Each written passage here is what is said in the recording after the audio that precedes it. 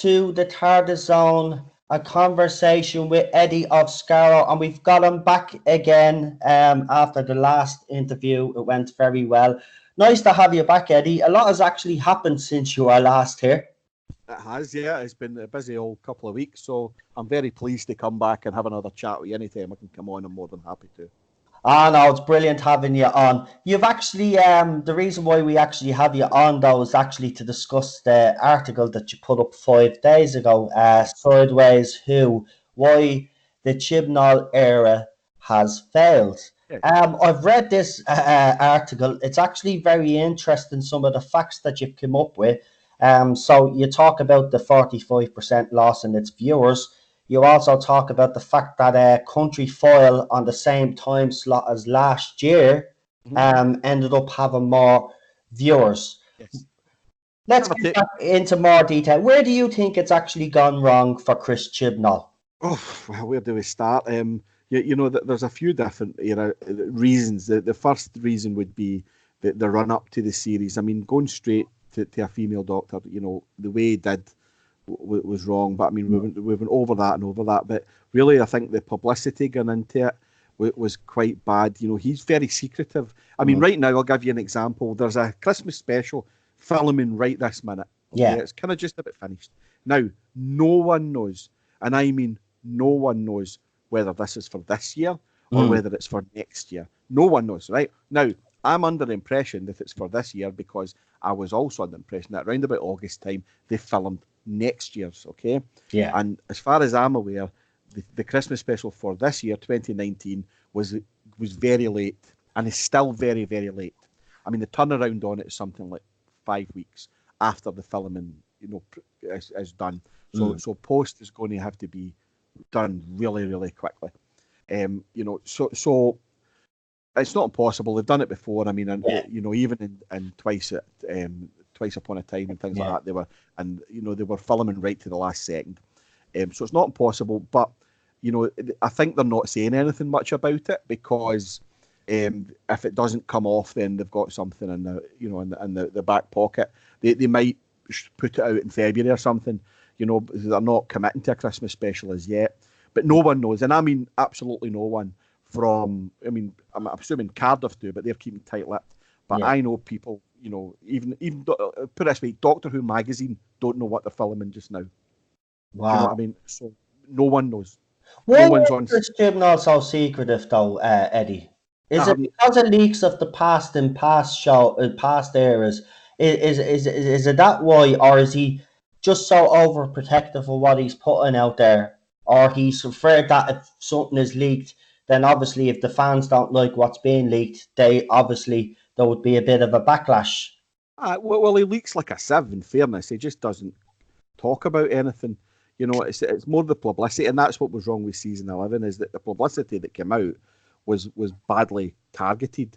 We've talked about that before. The nasty tweets and the words from Matt Streven and the stuff from Wenger. It wasn't nice. So I mean, we know lots about season 12, allegedly. But the stuff that we know, as I tweeted Bolstrek the other day, and he was talking about, he's not got a great deal of confidence in season 12. And I says, well, we're getting a Jane Bond. We're getting aren't these women in history fantastic? We're getting, isn't plastic bad?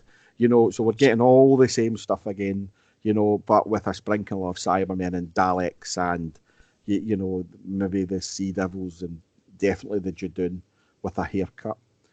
So we're still getting this. I hate using the word woke, but it is woke. It's this kind of PC stuff that seems to always be coming up, and this looks like we're getting this again. And until the issue is this writer is he's got a propensity to write those things, and I was talking to someone privately on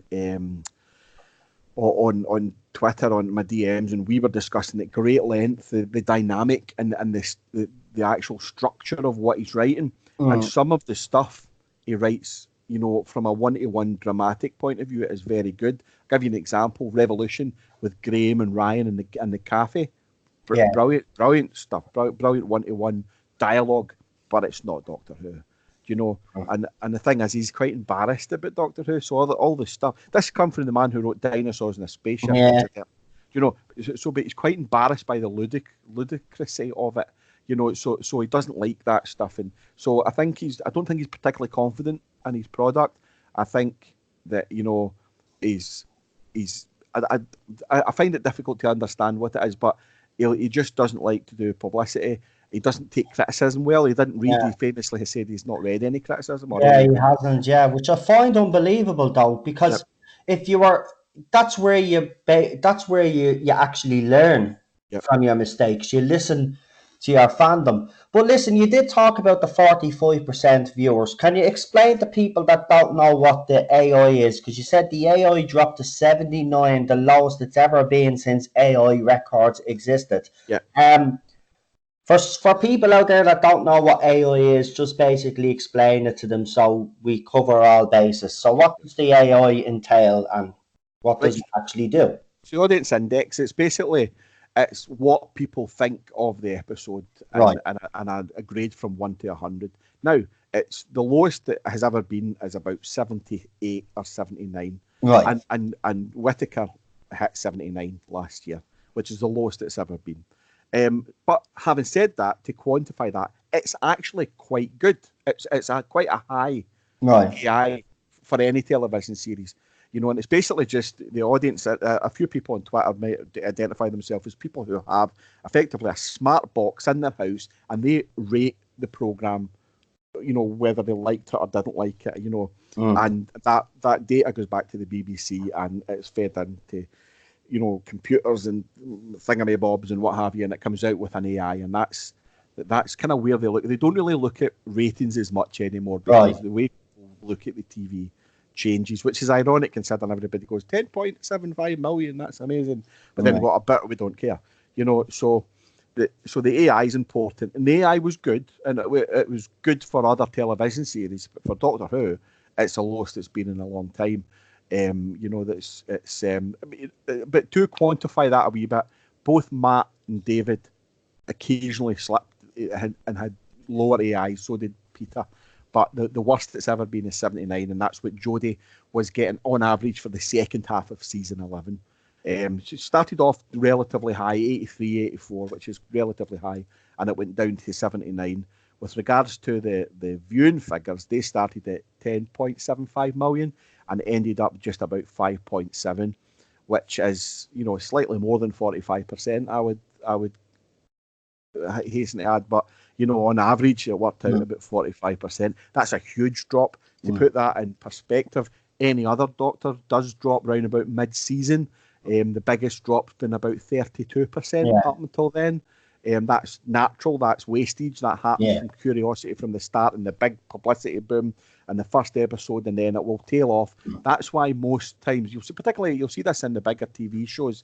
Right now you're seeing the Arrowverse start up again in the CW, so you'll see that they've got a big splashy start, and then they have some perfunctory fillers in the middle, then they have a big mid-season finale. The Walking Dead famously does a mid-season finale. Then it comes back with almost like another reboot or a restart, and then it builds to the finale at the end of the year. Now, the reason they do that is because, you know, viewer fatigue will always take a dip at the centre. The issue with the situation with Whittaker's season is there was nothing in the middle of the season to grab us and carry us on. If you look back at the last few seasons, you'll see like A Good Man Goes to War was the big middle of the season. You know, that the Zygon inversion was right in the centre of the season. The Daleks in Manhattan were in the middle of the season. You know, you get these big, massive stories. You'll see the Daleks and the Zygons and the Cybermen all appear in the middle of the season to give the boost, give a lift again. And then the arc tends to start kicking in for people to work to the end. So that's that. You'll see that in all television series, all the big cult series, whether it's The Flash or Arrow or Legends of Tomorrow or The Walking Dead or whatever it is. They've all got that. Every single one does. Doctor Who didn't have it last year, so as it lost audiences, it continued to lose audience figures all the way across, and it kind of plateaued round about episode 5 or 6, round about 5.7 or there or thereabouts, and it stayed there until the end. That's why the last episode, the Battle of Unpronounceable, was a an episode that no one could pronounce, which is ridiculous for a season finale. B, it didn't have a battle in it. C, it only had about 4 people in it. And just take your pick at why it was bad. The arc was episode 1, which was the worst baddie since baddies began. And it had no build up to it, so there was nothing to go, that's amazing. So, and plus the episode before had a talking fucking frog in it. So everything went against that finale, and that's why that finale was the lowest rated finale since Doctor Who came back in 2005. Now, as much as anyone wants to go, Jodie Whittaker's been a great success, that's fine to say that, but these are the actual facts. There's not been a finale, not one finale, that had as low as viewing figures as the Battle of Unpronounceable. Not one. Also then that carried on to Revolution. Now, Revolution I will give some credit for, because I agree with you. It's the opposite of what we do with the other ones. We'll always say, well, Jodie Whittaker did badly because she was or despite the fact that she was on a Sunday night where she should have done better. However, the opposite should be the case for Revolution. It should have done worse for where it was, because it was tea time in New Year's Eve or New Year's Day. So most people on New Year's Eve, or New Year's Day I should say, are finishing their steak pie dinner and they're lying on the couch and they're having a fart and scratching their arse and or they're having a hangover and they're full of the fear and they're all this carry on. That's what's happening in New Year's Day. On Christmas Day, everyone's had their dinner and they're sitting down and they're up in their anties and they're wanting to watch Doctor Who. So she should have done. She done badly, but not as badly as she should have. And that episode was the worst rated special over the festive period. Now, bear in mind, David Tennant left on New Year's Day as well. Yeah. So there is a comparison, and he destroyed her, absolutely destroyed her. So it's every which way you cut it. She started very well, and we all thought she would. We all knew she would do well. We did. Because she's a woman doctor. It's a new showrunner.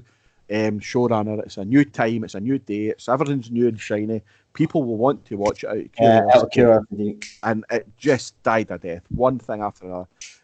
The music was just so sapping, and it just destroyed it as it went on and on and on. Plus, the writing just didn't get any better.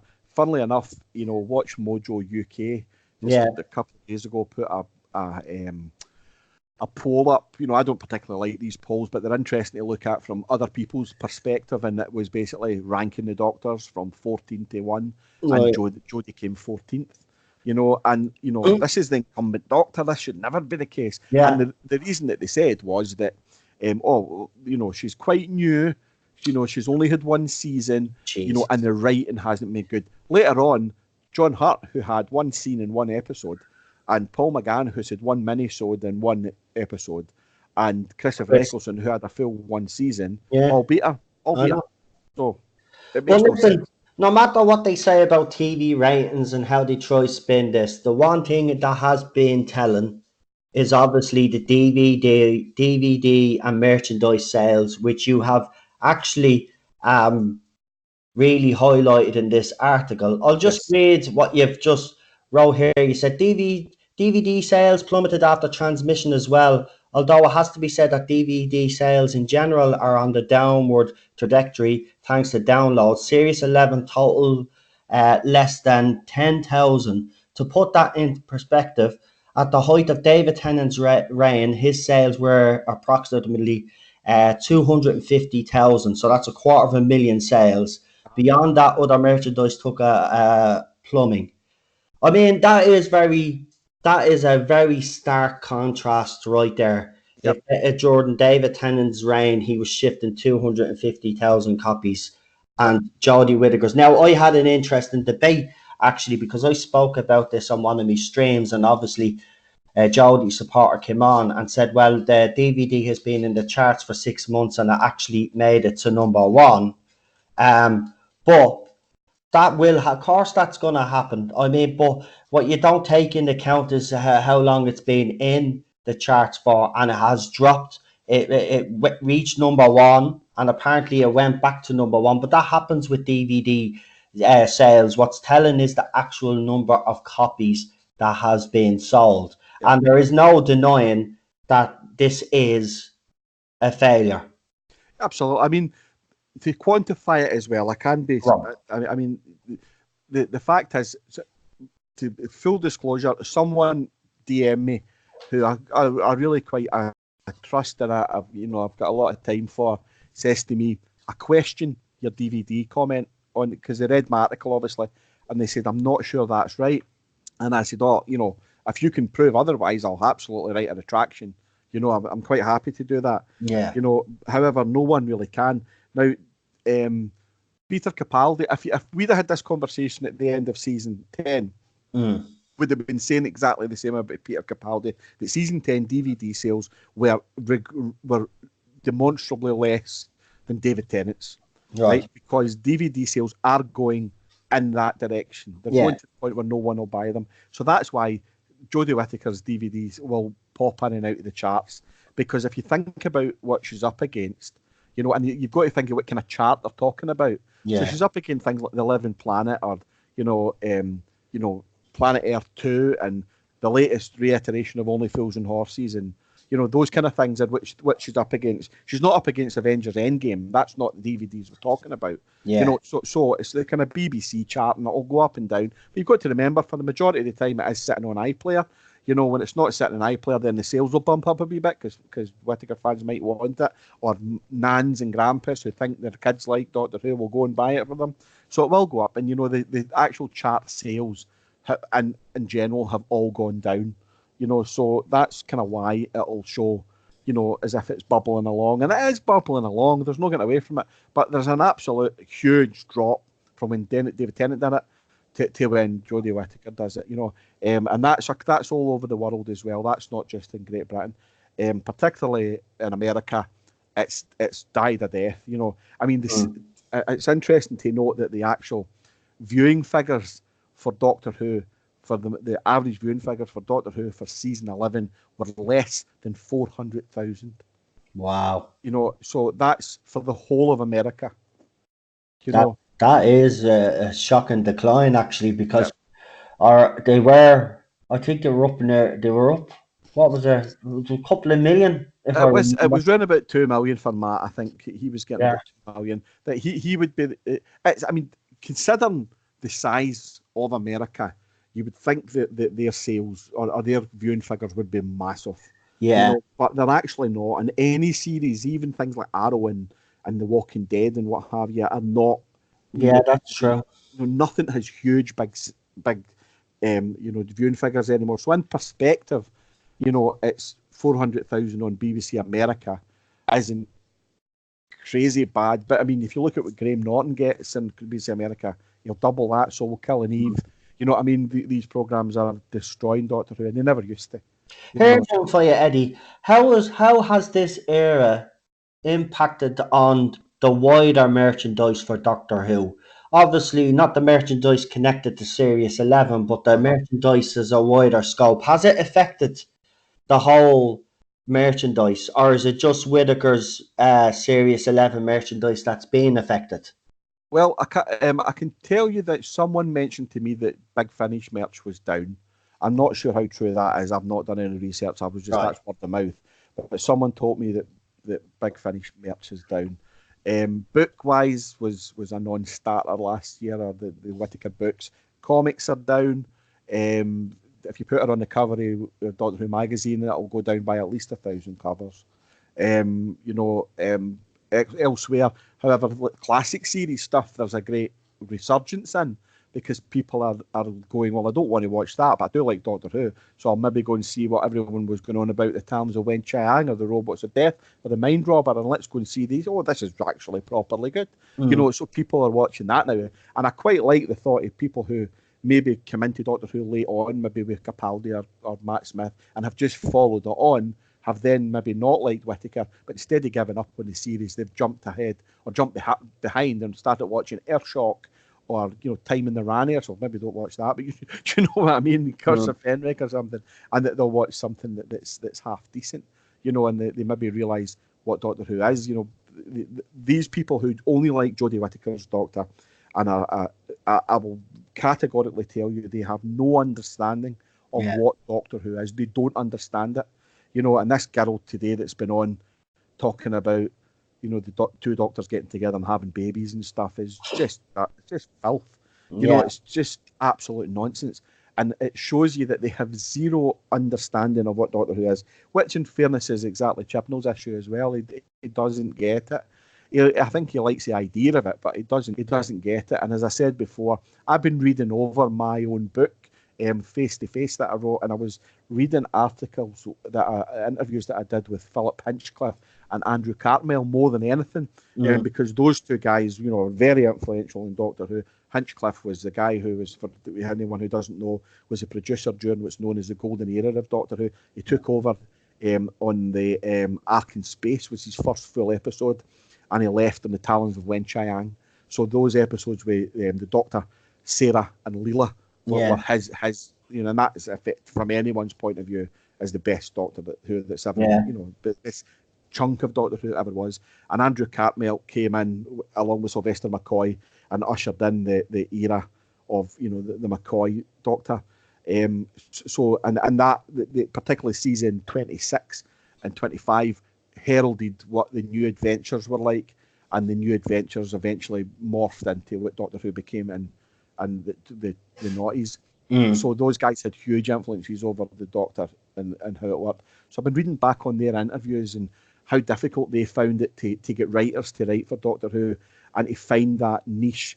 And as I said, and I certainly don't mean it by in any shape or form to be derogatory, but the guys who wrote very good Doctor Who, your Malcolm Hulks, your Terence Dicks, your Bob Holmes, you know, all these guys were brilliant writers for Doctor Who, but weren't really great writers elsewhere.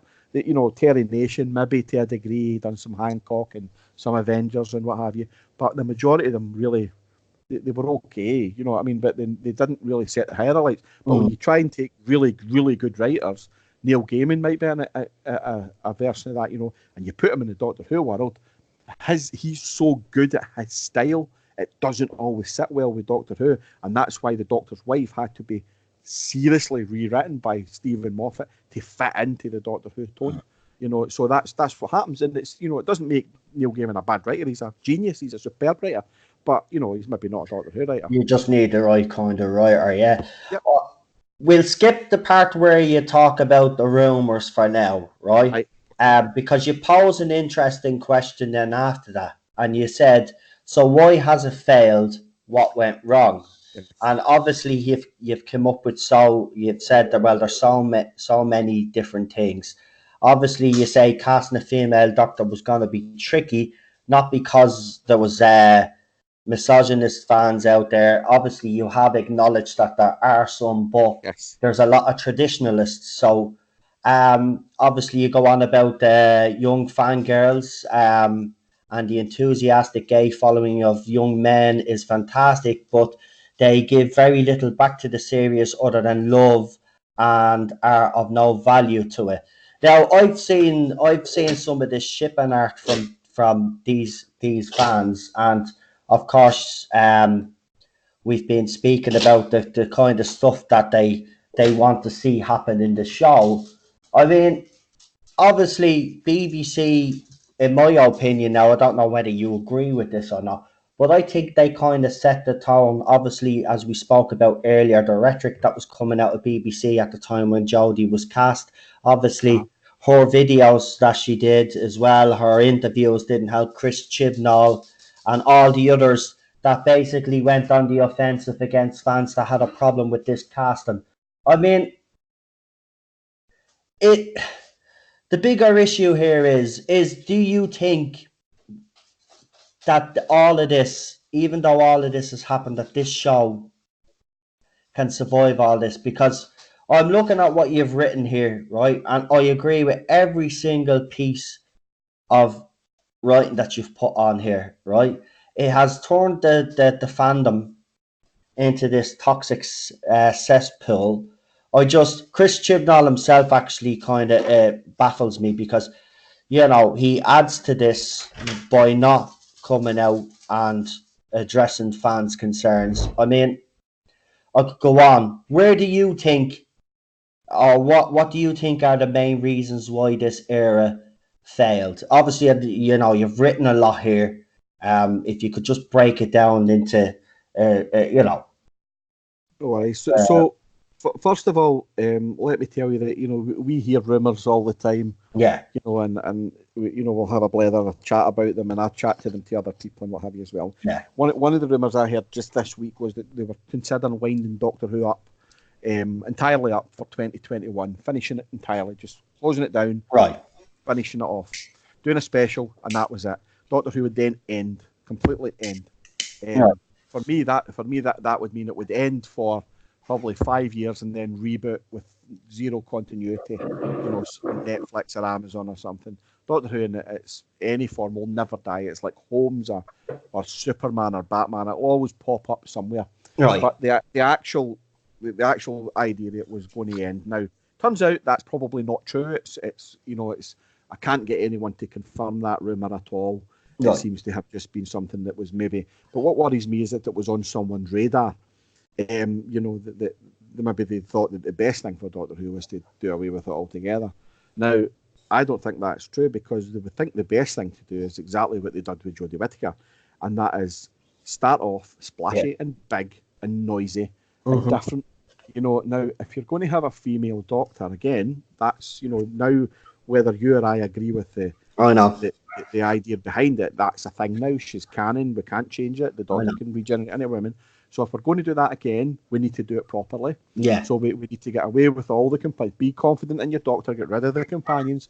Have one companion. If you want to go down a representative route, have a trans companion. A trans girl companion. Have the Doctor help her through her own traumas. Have the female Doctor, but you need to make the female Doctor. The Doctor has to have enough faults in their own personality for the companion to help them too. So, you can't have the Doctor desperate to have companions around about them. You've got to always look at how when David Tennant doesn't have a companion, he does stupid things like the Time Lord Victorious. Yeah. When Matt didn't have companions around about him, he went and sulked for 800 years or something, So you need, the Doctor needs companions. He needs a bright spark around them. And particularly the older he gets, the more that's happening. So you need a fabulous actress, a big, loud, famous actress to take over. I've always said Phoebe Waller-Bridge would be extraordinary as a Doctor. Hayley Atwell, I've said as well, would be brilliant. You need someone with a lot of kind of charisma, a bit of kick about them. And then you basically keep the format, the Doctor and companion, and you go and you do it properly. You don't mess about. You don't go on about it being female. You just go and do it. Right, and that would work. However, for me, the easiest way to make Doctor Who work again would be to go down the other route, and it was to make it the most traditional Doctor Who you would ever see. So you get a male lead, white, black, yellow, makes no odds. You get a male lead. You make them round about late 20s, mid 30s, because whether you or I think an older Doctor works, it's proven it doesn't really. With as much as I personally love Peter Capaldi, it was not working. And it certainly make him unlikable at the start was insanity. Yeah, I know, I agree with you. But I did like that tone, Eddie, I have to say. I like that version. I like that Series 8 Doctor, to have to be honest. So did I, but I also like the Cat Cradle run and the New Adventures. But if you were to put that on the television, no one would understand what the bloody hell was going on. If you were to put Time Worm on as well, no one would understand what that was. I was speaking to someone again on Twitter privately, and we discussed it, the episode The Burning. I think we maybe discussed this on your last podcast. There's a Series 8. When the BBC took over Doctor Who, the writing in the 90s, they started with an episode or a book called The Burning, and it was basically a Doctor who had lost his memory and didn't have a TARDIS, had a little blue box, like a little dice that he didn't know what it was, but he knew he needed to keep a hold of it, and he basically woke up with no memory. The story before was a big splashy, everyone's going to die, Geronimo jump into the fire episode, and that ended in that massive cliffhanger. So the Doctor doesn't know who he is, and it's Phil McGann's Doctor, and he slowly begins to remember things. He has flashbacks, he has memories of what happened in the past, and every episode or every book, this little blue box has grown and grown and grown and grown until it's a TARDIS. It's standing in front of him, and then you have the glorious scene where he opens up the door and the lights all come on, and it's back to how it was, and that for me is a season of Doctor Who. For someone who's never seen it, you start with a brand new actor, you put him at, you have a huge big destruction of everything that's happening. The TARDIS looks as if it's blown up, even they've done that a couple of times, but properly destroy it. Have the Doctor look as if he's regenerated. You don't see the regeneration. It's just everything ends. It's off for a year. The next year it comes back, and it's just a guy in a room going, I don't know what's going on here. And we learn along with the Doctor, by maybe halfway through the season, then you get proper Doctor Who kicks in again.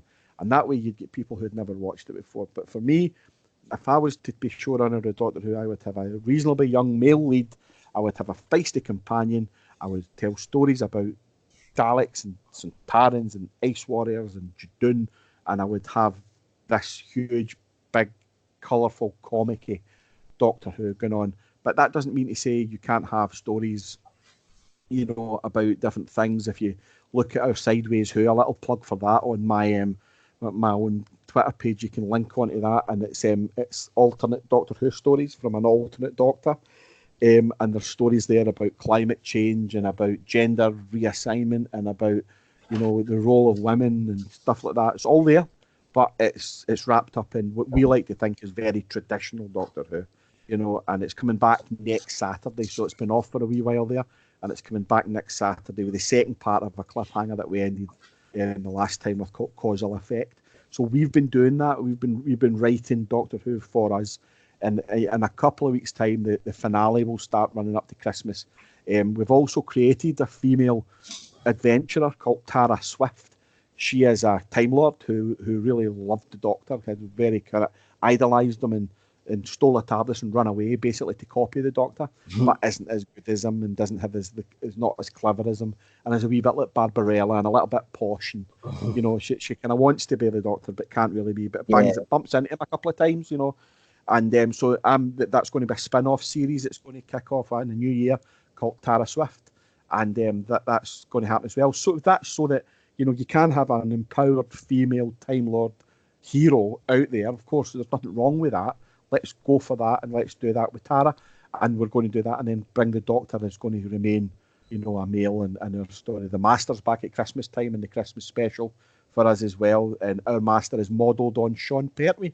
So, we're using the Doctor's son's likeness for our Master, basically, so because the Master is a bastard, and he thinks it's hilarious that he's using the Third Doctor's face. So that we're going to do that. So that's what I would do if I was bringing Doctor Who back, and that's what they need to do. I mean, Doctor Who's not went away; it's not away yet, But the thing is, we need to see season 12 through, and what we're going to get is Nerdrotics, we're going to get Ballstrek, yourself and me, and all these guys are just going to be tearing what's left of our middle-aged hair out, watching this woke nonsense for the next 10 weeks.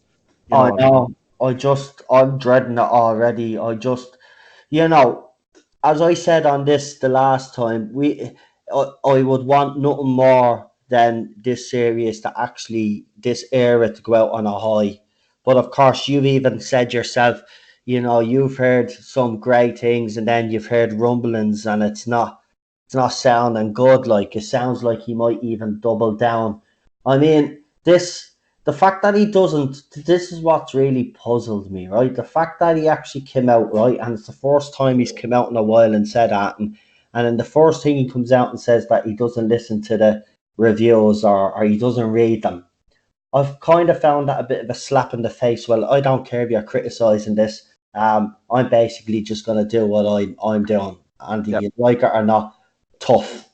Thing is, but, Russell T Davies and Stephen Moffat, and as I say, I've spoken to people like Andrew Cartmel, and I've spoken to Philip Hinchcliffe as well, and those guys have told me very specifically that you do not write Doctor Who for the fans. Because if you write Doctor Who for the fans, you end up with Ian Levine telling you what to do, right? I mean, much as we all love Ian, we love Ian. I know, I do. I love as much as we love much love it, Ian. As much as we do, we don't want him telling us what Doctor Who should be, because you end up with Attack of the Cybermen, right? And as much as you or I watch Attack of the Cybermen and go, oh, Chameleon Circuits, oh, Yeah, Mondas, oh, that's Telos. The normal person in the street goes, what the fuck is I going know. on? I No know. one knows, right? So it makes no difference, right? So they need to write Doctor Who for people's grannies and wee sisters and dads. That's who they need to write Doctor Who for.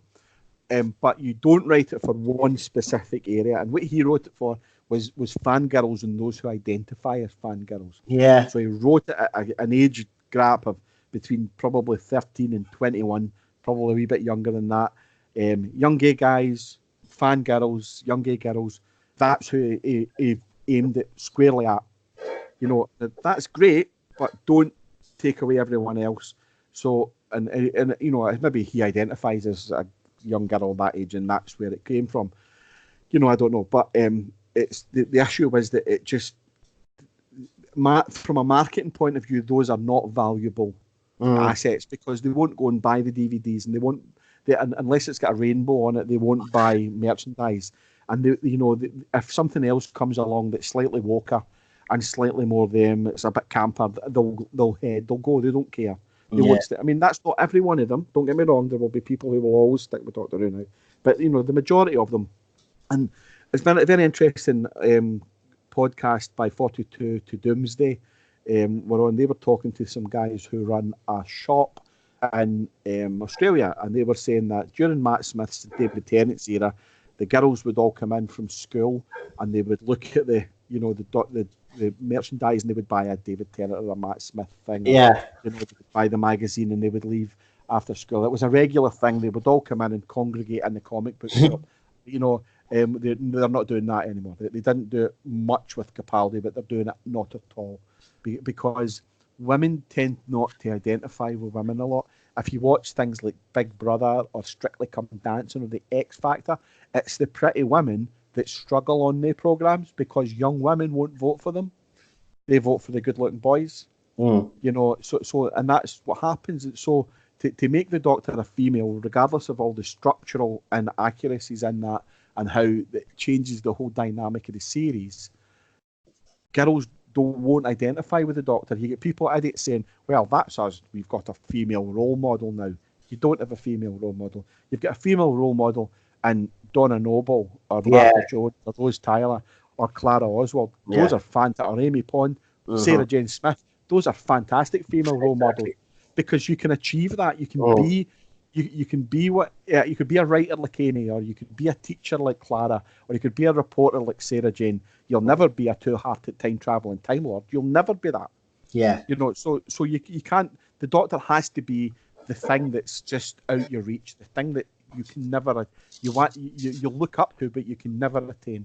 And they've completely missed that point. Because all it is cosplayers and fangirls. And dressing up as the Doctor at Comic-Con does not put money into the series. It just doesn't. And if you look at the people, I done an analysis of the people who follow me and the people, because I very much try not to block my followers, and I always say, if I make a poll, please RT it, let everyone see it. I don't want to live in an echo chamber, but it's always the same, probably half dozen people who will challenge me, who will attack me. There's not a lot of them. And if you were to get me, you, Bolstrek, and another couple of people all together and write all the names down, I guarantee about half a dozen to a dozen of them all would be the same people. Yeah. Exactly. There's not a lot of them out there. They're noisy and they've got little gangs, and they kind of talk off their little gangs, but there's not that many of them. And the loudest of all is Beth from All My Stars, who is an absolute bugger of a lassie. Right. I even go there with me with her, right? I tell you one thing about her, right? Do you know what annoys me about her, right? She'll go and she'll say something, right? And then she'll realise she's made a mistake and she'll delete a tweet, right? But the thing that she doesn't realise is that Doctor Who fans out there are very clever and they know how to use screenshot, right? And then when someone challenges her on something, she plays the victim, she'll shut off her Twitter for a while and then she'll run away. Yeah. Then she comes back then, right? And this annoys me as well. before we found out, the fandom found out Terrence Dix was dead. He was already dead apparently a week. Remember, the That's right. family just announced it, and the time ladies were out there looking for money off the fans to go to all these conventions, and I thought that was highly disrespectful. So did You I. can't Yeah. be going and asking the fans for money when the fans are when some fans out there, and to be attacking the male fans, and it wasn't just. It was the post, the way they put it up. So they put a picture up where the two of them are acting seductive, like, "Oh, here you go, lads. We've got it fixed. Go and give us some donations." The cheek of them, I don't like that woman whatsoever. Yeah, I know the whole thing was nasty, and to do it during the time that Terence Dix had passed away was just, and to say we want to go to um, Comic Con, or we want to go to a Yeah, con, so we need you to pay for our cosplay and our travel yeah. and our, really, you That's know, really, She, I they're put it. not like us, like at the end of the day, and they're in a very privileged position, as I keep telling people, because I had people attack me over that video, and I says, look, at the end of the day, they're in a very privileged position anyway. I would snap the hand off to be in their position, to be even able to get into these places in the first place, and to have some leeway, and then to Well, go and criticize the fandom, and then to ask the very same fandom then for money. I'm sorry, did not. I'm really fortunate. And all I've been doing this for, I think it's about 12 years now, Yeah, publicly doing this kind of thing with Outpost Scaro. Now, right, Outpost Scaro, I personally get freebies occasionally. I get right, some character options. I get books. We've got an account with Big Finish that we can go in and listen to any Big Finish story at any point. right. We've got some great stuff that we do. But the reason we've got them is because we are known as social media influencers, so that we can then say, look, this is a great product, go and buy it. Or we put adverts on Outpost Scaro. At one point, Outpost Scaro was getting 250,000 hits a week. Wow, But we never once charged for an advert. We've never once charged. We've never monetized it. right, We pay for the server ourselves every year or every couple of years.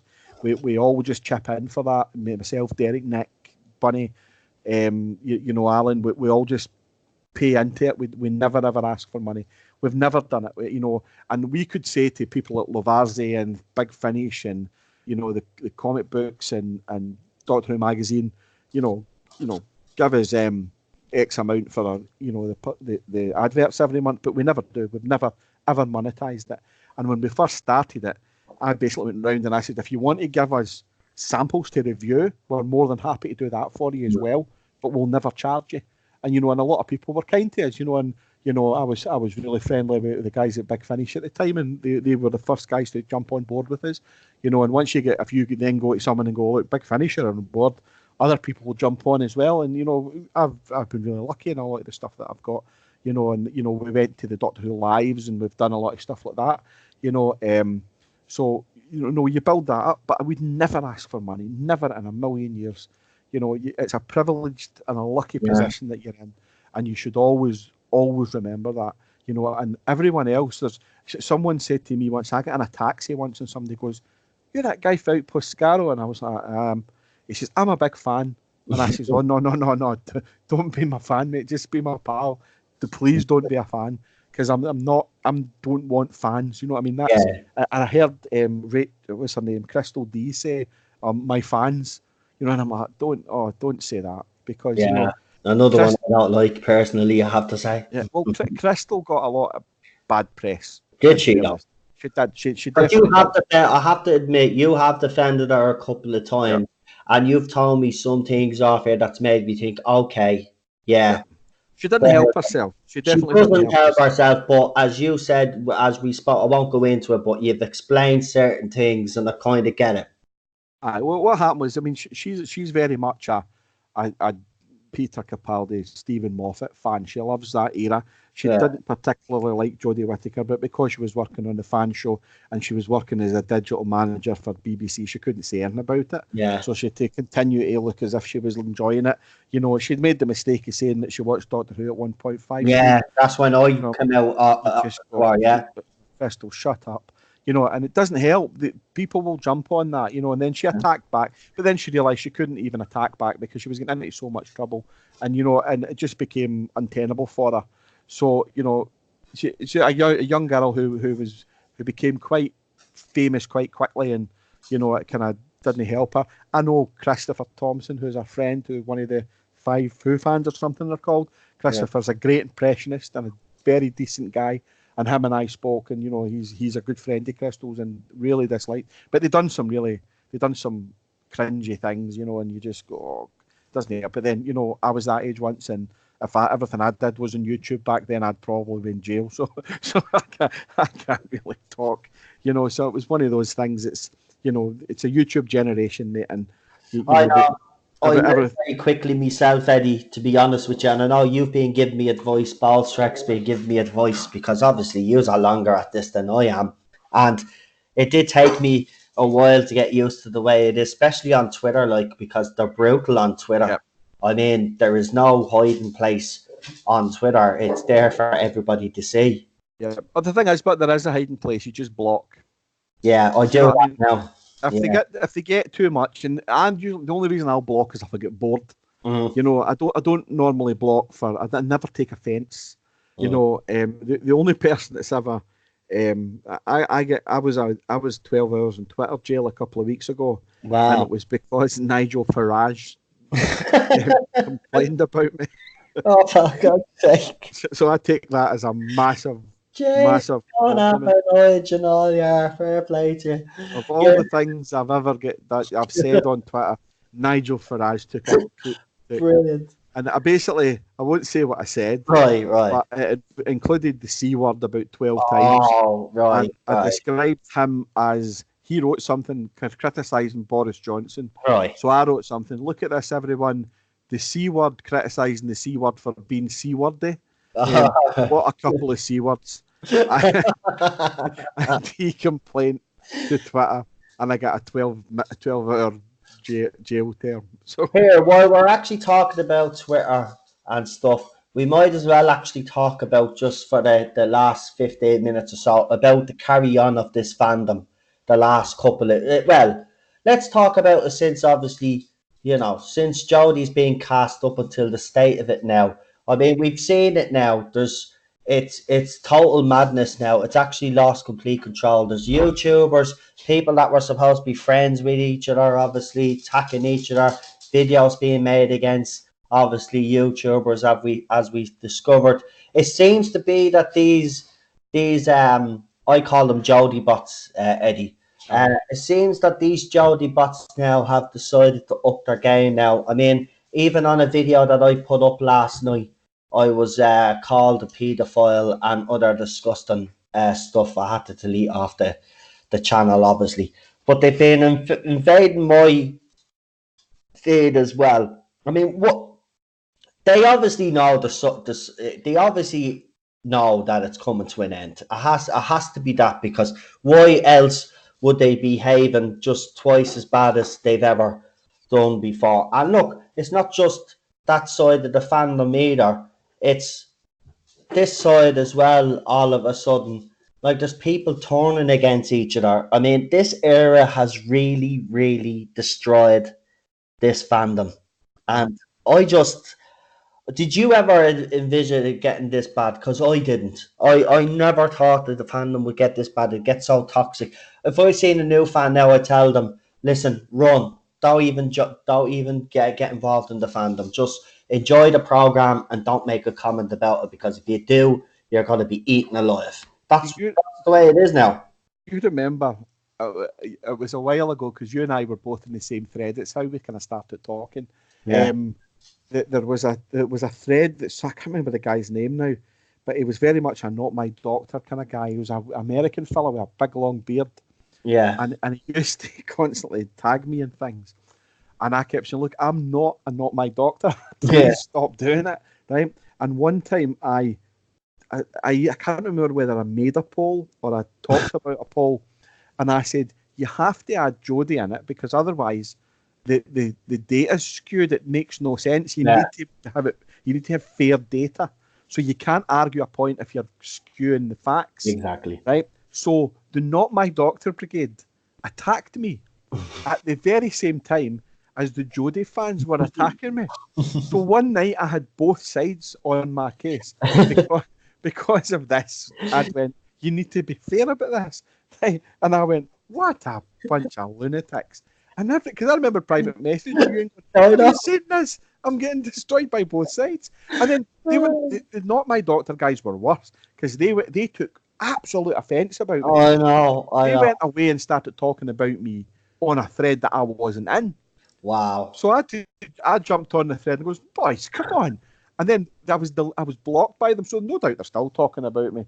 So I went, what a carry on.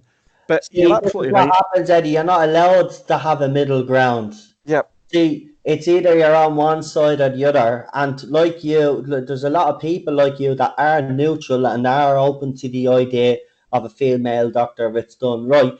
But as you've rightly said in your article there is some traditionalists, and let's be honest, they, like myself, they've become very militant, and they're not, But listen, there's nothing wrong with being militant, right? I agree with you 100% that the Doctor should never have become female. Yeah. I said it at the start. Yeah. I said it before it happened. And the quicker she can become him again and move on from this this absolute insanity, the better. However, at the end of the day, that's canon now. I know. Now, I'd also disagree with the fact that the Doctor's half human in his mother's side, but he is. Why do we know that? Because he said he was. You know what I mean? If it was only that, then you could think it was the Doctor making stuff up for Dr. Wag just so that he could grab a key and move on. But the Master stood in the eye of Harmony and goes, that's what it is. The Doctor's half human. He's got human eyes, right? So the Doctor's half human. They don't talk about it much, but yes. And that makes perfect sense, and there's nothing much you can do about that. Now, they've kind of talked it off a wee bit when the Meta Crisis 10th Doctor shows up and goes, I don't know how you guys can be here. It feels like being human and things, and and they talked off, but it's true and it's part of canon now. Now, I'm a great one for working out linear storylines, so you can work out, people said, well, it was only the 8th Doctor that was half human. Shut the front door. It's the Doctor's half human, whether we like it or not.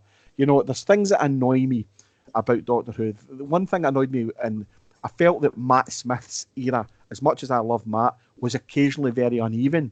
So, for instance, when he'd done The Lodger, he was very bad socially. He couldn't work in a social environment. But he'd just spent 3 or 4 episodes, or more than that, longer than that, beforehand, being quite social and being quite able to be in social events. So it made no sense. So I always said that season would have worked better if the Beast Below and the Lodger had been swapped. Yeah. Then if he was just coming out of Regeneration and was a bit like that, that would make perfect sense, and it would have made both stories better. I also got annoyed when Matt done that thing with a bottle of wine, and he took a big drink and spat it out and goes, I thought it would have tasted like wine gums. Well, you know what wine tastes like, Doctor, because you spent your third Regeneration going on about how much you were a connoisseur of it. Yeah. So you know what it tastes like. So I don't get that inconsistency. It annoys me. So the same thing annoys me in reverse, where people go, well, she's a girl, but the only way I'll be happy is if it's retroed out of Doctor Who, retconned out. It won't be retconned out of Doctor Who. The Doctor's 13th incarnation was female. It's as simple as that. She won't be the last female Doctor. I don't think she'll be the next female Doctor, but she certainly won't be the last one. And as it goes on in the future, someone said to me, I won't say the guy's name because he's on Twitter with me, but he said to me, if you wanted to kill this stone dead, you could have made the Ward Doctor someone like Judi Dench and just said, that was the Ward Doctor, and not made a fuss about her being a female, just that's who the Doctor was instead of John Hurt, and that would have worked a treat. No one would have said, oh well, we can't have a female Doctor. Well, this wouldn't have been a thing, but it became a thing because it just grew arms and legs. So for me, that's an issue, is that she's now female, and people want to retcon her away, and you can't do that. There's as I said to you before, there's a famous comic strip that suggests that one Doctor's regeneration is a decoy for the previous one, and it's a comic book called Wormwood. It's well worth looking at, And and that would be, I would love that to be the case, but they're not going to. So people have now said, I will never watch Doctor Who again as long as they do, until they retcon the female Doctor out. Now that's misogynistic. That's insanity, because that's what's happened now. So they're not going to do that. But what they need to do is fix what's going to go in the place of that. But also on the flip side of that, people that go, now the Doctor's female, she should remain female, and she should have children now, and she should be a single mum, flying the TARDIS and working in Sainsbury's on a Saturday to make ends meet, and absolute nonsense. Nonsense, yeah. And you just go, just shut up. And then the ship stuff, I'm not a young person, so all the ship stuff, she should ship with Yaz, because if they're nothing better than a female Doctor, would be a gay female Doctor. That would be amazing. She's covered in rainbows anyway. It's obvious, And by the way, that might not be beyond the realms of possibility in season 12. So we're going to have to put up with this, and this is just having said that, no one blinked an eye when Captain Jack kissed the Doctor and Bad Wolf. No one. But the difference was that was like, because he was never going to see it. He thought he'd never see him again. Like, that was like, they were friends. Like, do you know what I mean? There was nothing sexual in it. What they want is, they want a sexual element to it. Do you know what I mean? That is the big difference there, I think. There wasn't anything sexual on the Doctor's part anyway. Might have been on Jack's part, because that's just the way Jack is. But I think that scene is highly poignant, because Jack knows he's going off to die. Yeah, but think about it, if they'd done that in season 12, the exact same thing, say it was Yaz, and she kissed the Doctor like that, 2 hands on her face and kissed her. There's a second faction of Not My Doctor would go absolutely thermonuclear. I agree with you. Yes, I agree. 100%. There's no difference. Doctor Who has always had a PC element to it. Always has. Yeah. If you look back, particularly, they always talk about the companion being, this new companion's the feiciest and most independent companion ever. When they talk about Amy or Clara, it's not. Let's face it. They had people like Zoe Herriot, who was as clever as the Doctor. You had Barbara Wright, who used to tell the Doctor what to do more than once. You know what I mean? She was the very first human companion. You had who else did you have? You had Sarah Jane, you had Leela, you had Romana. All Tegan, Javanka didn't take shit off anybody. You know what I mean? All these companions, were not one of them was a wallflower who stood in the background and screamed. There was a couple like that. Yeah. Polly was a wee bit like that. Victoria was a wee bit like that. Yeah. Vicky was a bit like that. But it's annoying when people say, well, at least they've sorted the female companion out now, because the female companion was always a ass kicker.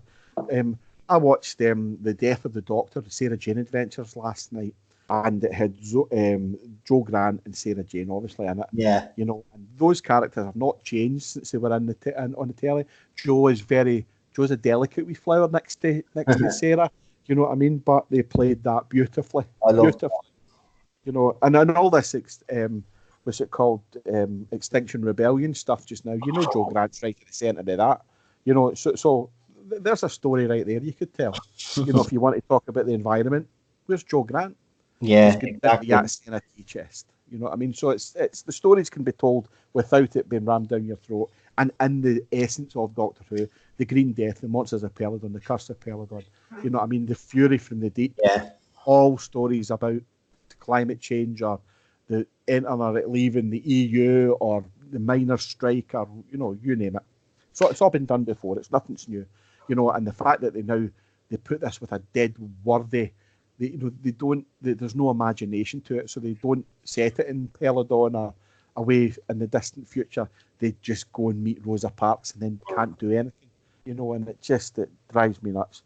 Here's one for you, right? We'll end it with this question. Okay. Right, you've been talking about, obviously, Matt Smith's Doctor proved very popular, same with David Tennant. Now, you have spoke, if they're going to go for a Doctor, you'd rather them go for a Doctor in their late 20s, early 30s, or mid 30s. Who would your choice be, or have you heard of other names out there than the names that we already know? that have been presented. Obviously, one that has been mentioned but doesn't fit probably the age bracket would be Michael Sheen. Yeah. And obviously, actually, this name just popped up again. There seems to be a lot of movement behind this guy's name, but James Murray, Yeah. his name has been floating about again on some of the forums. It's gained a bit of speed. Who would your choice be firstly? Who would you go for Right. yourself? So I'll just rewind slightly. You know, and the best one, best world ever. The man born to play the Doctor is Michael Sheen. You Mm. know, without a shadow of a doubt. However, you know, I can tell you the story behind Michael Sheen very quickly. Is that there was a showrunner or a potential showrunner, was asked to pitch an idea for Doctor Who for series 13. He pitched a mini-series, a shorter mini-series with extended episodes and a linking story over the space of a short term, so probably like 5 days or something like that, over a weekend or whatever. And he wanted Michael Sheen for the Doctor. Allegedly, he asked Michael if he would be interested in principle, and Michael said yes, up to and including getting some kind of costume fitting to see how he would look. Now, that was all put in, allegedly, what was going to happen. So that was, it was never going to, he was never asked to be the Doctor. He was asked by this showrunner if he was to do it, would he do it? And that's what was apparently happening. Right. Now, for me, that's perfect. However, we know from Peter Capaldi's time in the Tardis that it's not, it wasn't universally accepted by the majority of fans, and that's what Doctor Who used to have, his mass appeal. As much as we love Capaldi, you know, right now, and as much as you could go, well, traditionally, you know, William Hartnell was 55 and John Pertwee was 52, and as much I as know you it's can a new see, generation of fan. They think differently as well. Like, so, yeah. so you need to involve everyone.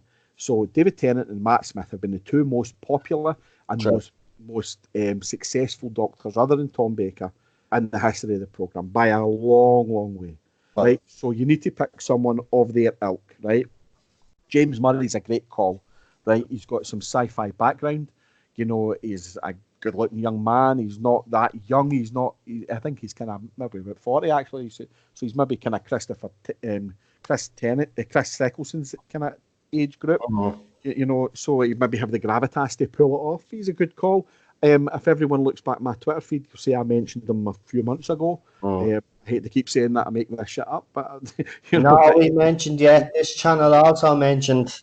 So I know. Look, you don't need to back yourself up. It's up there in black and white for everybody to see. I mean, look, we will agree on this. Whoever they choose will have to have the right showrunner behind them, though, because it doesn't matter. Even if you do get the right person to play the role, or you the right person you might think is right for the role, you have to pick the right showrunner, because if for you me, get for this me, wrong, it's game over.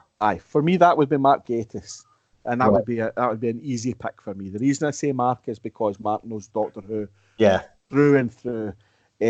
He's a left wing writer. He's very much in the old term of Malcolm Hull, Terence Dicks, and Bob Holmes. He's probably more gothic than he's allowed to have been under Stephen Moffat. You know, a lot of people, you know, if you look at his stuff on his book stuff, is extraordinary. You know, he's got a great pedigree. Sherlock's brilliant. His Doctor Who was hit and miss, in fairness, but that's mostly down to, you know, not being allowed to do it himself. So I would say him, and he knows Doctor Who, and he knows, you know, he knows the series. For me, if you ask me for the perfect Doctor, it would be the one that we use in Sideways Who, and that's Luke Treadaway. Right. His brother is now on in the new Picard series. Wow. Starts next year, so they're twins, Harry and Luke Treadaway. They're identical twins. So Luke Treadaway for me would be the Doctor. He's a cross between Matt and David. Everyone go and have a wee Google at him. You know, and if you want to go to my website, you'll be able to read him in an adventure as the Doctor, you know, for a few weeks. You know, and he's going nowhere in our land, so he's already the Doctor in Sideways Who. So that would be my choice. Would be Luke Treadaway. Brilliant. Listen, do me a favor before we finish up. Give all your usual channels, your Twitter, your everything that you have, the usual shout out, and then you just hang on at the end there, and we'll just have a little chat before. Right, so go ahead, Eddie. There, you just give your channels a shout out there. So you'll get me on Twitter. That's Eddie at Skaro. Eddie _at _Skaro. You'll find Outpost / Skaro there as well. That's where Other Dave is our mysterious poster on there. No one knows who Other Dave is. We found him in a cupboard, so we use him for that. Then there's Outpost Skaro itself, which was one of the biggest websites in the world for Doctor Who. You can go there. There's a forum. There's news and articles. I think there's a game section. There certainly used to be, but there's a forum there as well. And there's also my book, Doctor Who Face to Face. You can get that on Amazon or through Obverse Publishings. And that's all my plugging. What about the YouTube channel now? Well, the YouTube channel as well. Yep. We might do something again on that. That's called Talk to Doctor. So we'll probably do something in that shortly. It really depends if anything comes up on the. Apparently there's something in Children in Need. So if there's the thing in that, Derek and I might jump up and Talk to Doctor. Nice. And do something on that. But Great. That's everything just now. And listen, you're more than welcome to come back on here. Again, as soon as whenever you feel like coming on. It's been a pleasure having you on, Eddie. Thanks for coming on. And that's it, folks. So listen, myself, I'm going to be getting ready now for a live stream. So I'll talk to you. This will obviously go up after the live stream. I don't even know why I'm even saying this. I should be saying this in the live stream. Listen, I'm going to go. I'll talk to you all later. This has been my interview with Eddie. I hope you all enjoy it. Please don't forget to share it all over the place and give the video a like and also leave a comment. See yous. Take care.